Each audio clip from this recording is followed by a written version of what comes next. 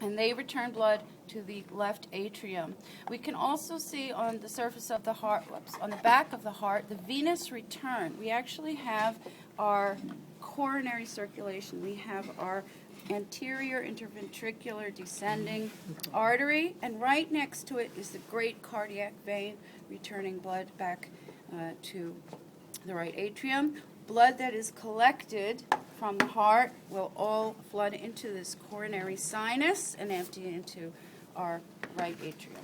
Okay, if we open up our heart, we can see the actual myocardium of the heart. This is our interventricular septum, the base of the heart where the great vessels exit and enter, and the apex of the heart, that pointy tip right here.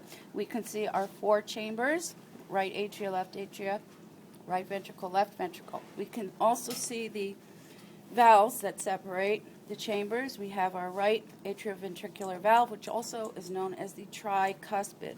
We can see that there are three cusps. Chordae tendineae extend from each cusp and attach to the myocardium through the papillary muscle.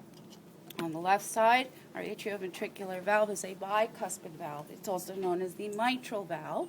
There's two cusps. The chordae tendineae also extend down to a papillary muscle from the myocardial wall.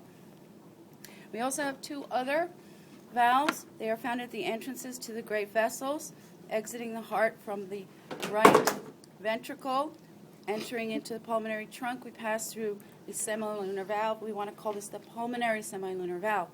From the left ventricle, exiting the heart into the aorta, we have our aortic semilunar valve. So you want to make sure that you distinguish between the two semilunar valves. Okay, let's go to our big heart. We see much more in the big heart.